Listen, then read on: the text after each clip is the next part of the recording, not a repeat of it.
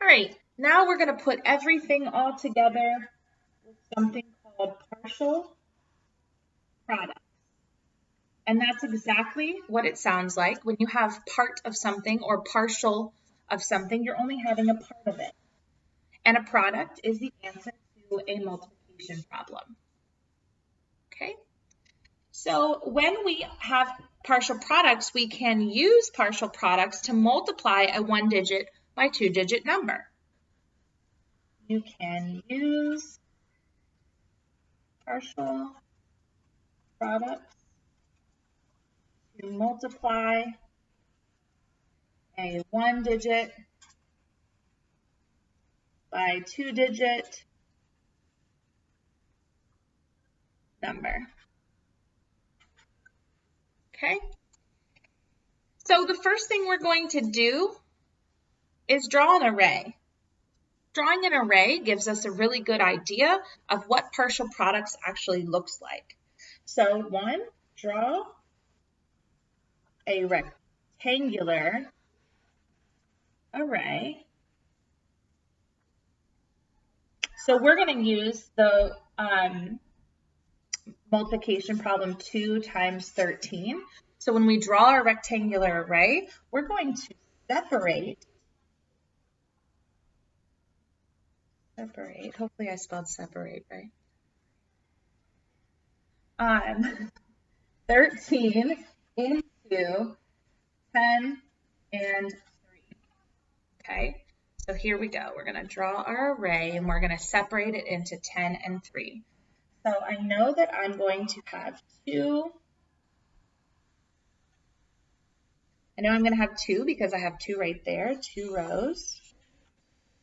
And then I should have 13 columns, but I'm going to separate those into 10 and 3 because I have 3 ones and 1 group of 10.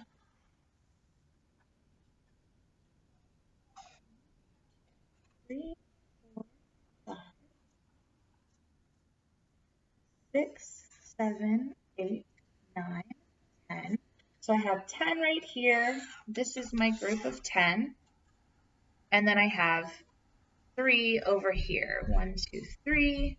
And I'm actually going to have to get rid of this part of my box right here. But I'm going to have my 3 right here. 2 right here. Right. And just so we can see the difference, I'm going to color in these different parts of my array so that you can visualize where the 10 and the 3 are.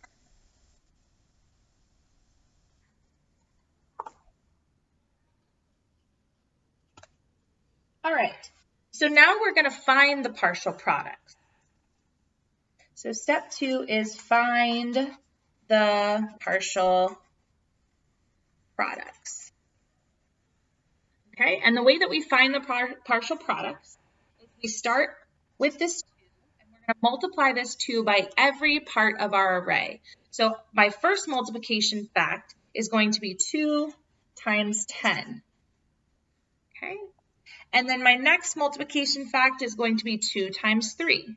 So instead of thinking of this as one big array where we do 2 times 13, we're making it into 2 smaller arrays where we do 2 times 10 and 2 times 3. All right, so now I can use what I know about multiplying by tens, and I have 2 times 1 is 2, and then there's only 1 0 here, so I only have to add 1 0 to my product. And then I know that 2 times 3 is 6. And the last step to get our full answer is to add the partial products. Add the partial products. So what that looks like is we are going to add 20 plus 6 and get 26. And what that tells us is that our actual multiplication problem of 2 times 3 has a product of 26.